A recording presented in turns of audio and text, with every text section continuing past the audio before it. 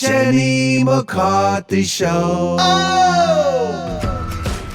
Welcome back to the Jenny McCarthy Show. I'm Jenny McCarthy Wahlberg. You guys know I've been talking about that story about Gypsy Blanchard forever now. When the story first came out, I was just obsessed about it.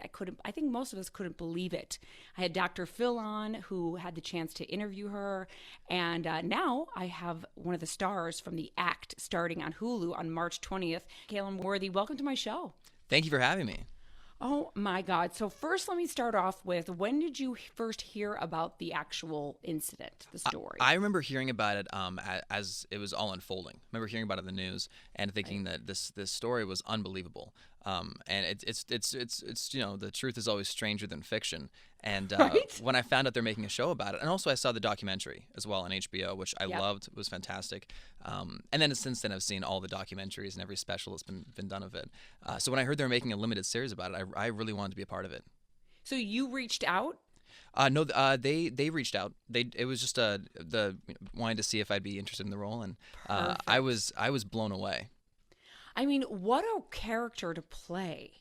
Let's talk about that character. You played Nick, correct? Yeah. That's Gypsy's boyfriend. And Nick is, I'm going to let you describe it, but would you say that he was manipulated into the situation? That's an interesting question, and it's one of the things that the story actually touches on is questioning all the motives of all the different characters. And the one thing that really attracted me to this particular miniseries is the fact that it's not just about the actual murder itself. It's about the humans behind it, and it doesn't say like, oh, this person's a good person or this person's a bad person. It digs deeper than that. And it says that people are people and humans are complicated, and it questions all of those things as to the motives, as to if they weren't in that situation, would they have ever committed a crime like that, stuff like that. Well, I mean, that's one of the questions that I, do the water cooler talk with my friends, more I should say, like alcohol cooler, but wine cooler. But you got to invite me next time. Yeah, trust me, that's invite's true. You think to yourself, God, what if you were Gypsy? What would you have done? Right. Yeah. And to be honest, I'm not sure I would have done too far of a different thing. I mean, she wasn't, I don't want to say kill somebody, but you don't know unless you're walking in those person's shoes. Exactly. And that's what this whole show's about. And so in the story, we love it, but what can we get in the show that we couldn't get in the documentary? Well, the documentary it touches a lot on the actual case itself. This story dives into the backstory of all the characters and says this is where they came from and this is how they got to this point. And it really makes them you sympathize with all the characters in the story because we really set them up as just complex human beings, and I think that's what viewers are really going to enjoy. Heck yeah! And did you touch on the fact that I think the child, Nick, I should say, adult child, or I don't know how old he was he on the spectrum? Did they cover that? Yes, he was. He has a number of challenges, and that's one of the major story points in terms of Nick's arc in this show is revealing some of the challenges that he faced in his life. Right, and I would be interested to see what's going on with that mother. What created a Munchausen mother? Right. Well, that's the thing, and luckily with this show, you get to learn more about that. You get to learn about where she came from up to this point and what her life was like before Gypsy. And that's, to me, one of the most interesting parts of the story is seeing how these characters became the people that they became. 100%. And then when playing Nick, where do you go as an actor to play someone like that?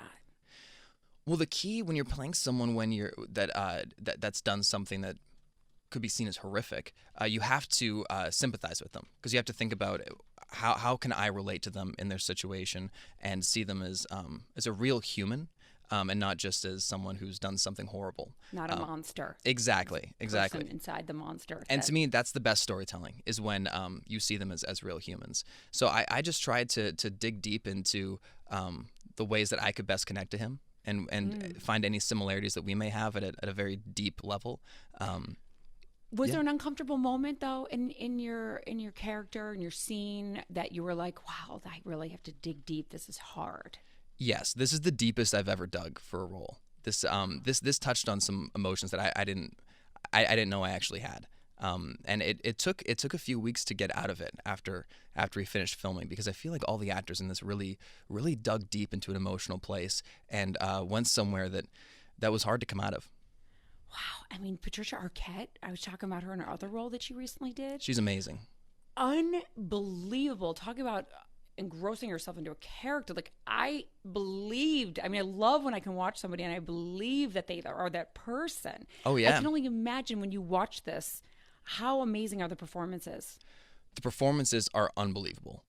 Across the board, from Patricia and Joey and Anna Sophia and Chloe, it's really an incredible cast. Margot Martindale has an amazing episode in this show, and it's all the players are just so talented and we're so committed to their characters because we really wanted to get it right. We're telling a story about people that are still alive today, and we didn't want to mess it up. And now, if you had the chance to go to prison and meet Gypsy, would you want to do that? I would, yeah. I would love to meet anyone that's a part of the story. And luckily, we had Michelle Dean, who's one of the creators, who was one of the people that interviewed Gypsy a lot throughout the whole process. Yeah, so she was an incredible resource because she has all the information. So she was able to really guide us through what the characters were feeling at all these different points. That was one of the coolest parts. And Calum, what was your character's? What was his sentencing? I don't remember. Did he get life? He got life. Yeah. Yeah, he got life in prison. Wow. Yeah. I bet when we watch it, we might have some different feelings about it for some reason. I'm really curious to hear what everyone thinks about it. Yeah. For both Gypsy and Nick. Yeah. Because Gypsy only got 10 years. She did. Yeah. Yeah. And maybe they thought she did her time served by living that horrific life. I think that might have been part of the sentencing. I can't speak for the judge, but I think that's probably what came into play. Do you think it's fair? I'm gonna let the viewers decide. I don't want to put my opinion out there yet. I guess because you would have a different opinion because you got way more information than I do. Yeah, and you're so deep in the character too. Of course. Do you think though that Gypsy even belongs in jail? That's a very good question. I can't answer that. Okay. I do have my own thoughts around it, and I came with my own conclusions. But I really want to wait for the viewers to decide what they think about it first. I mean, really, one of the most shocking things, I think, for all of us was to see pictures of her in her wheelchair with her head shaved on stage saying, "You're the greatest mommy," and the mom saying, God gave me this daughter as, the greatest daughter because I'm your mom.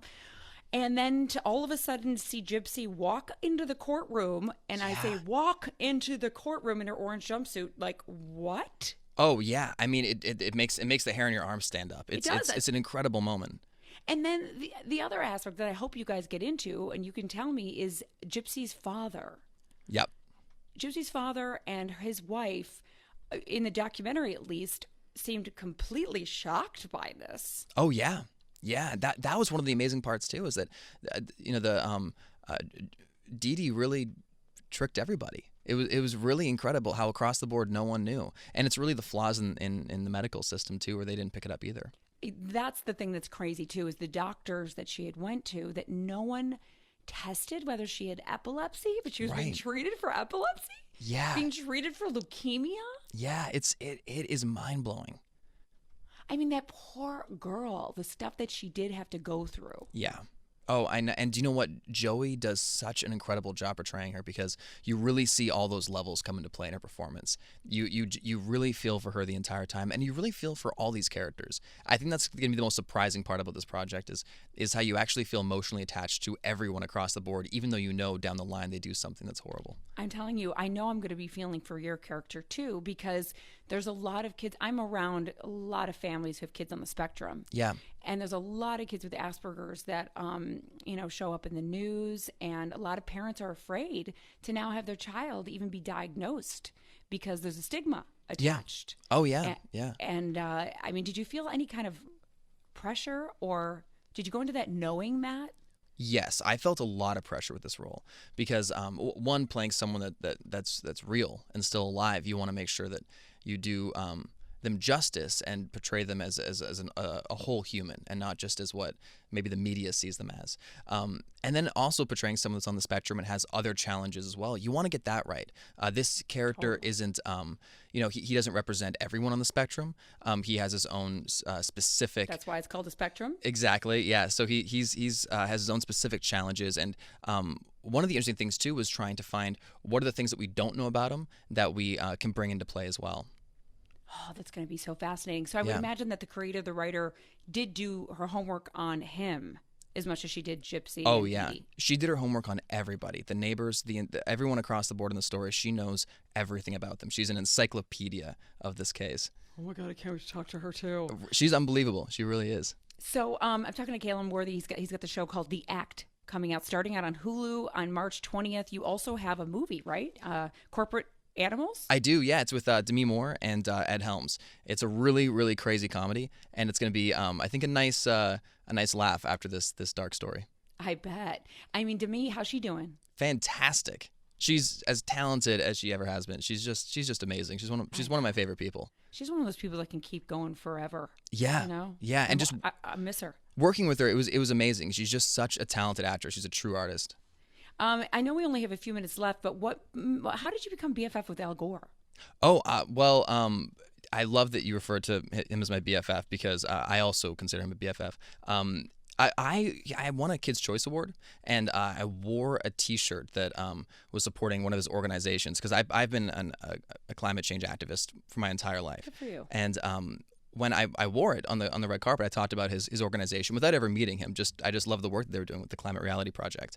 And he actually tweeted me right afterwards and said, "Thanks for wearing the shirt." So I reached out and I was able to have a sit down with him.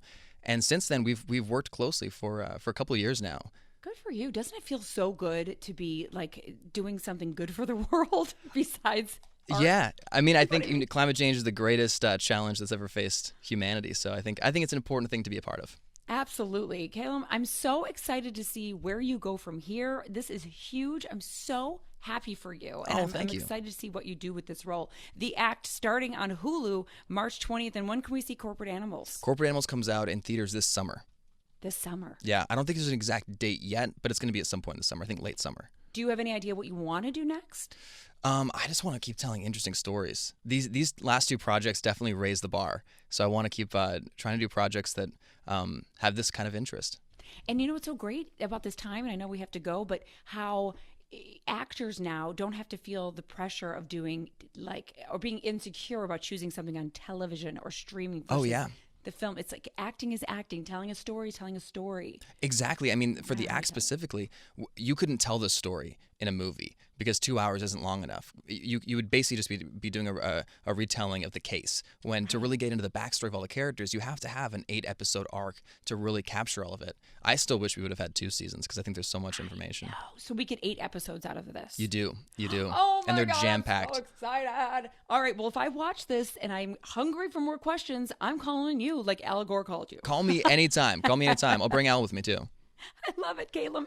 Thank you so much, Calum Worthy. You guys, The Act starting on Hulu March 20th. You know we're all going to watch it and talk about it. Thanks so much. Congratulations. Thank you so much. Means a lot. Thank you. We'll be right back. Thanks. Jenny McCarthy Show. Oh!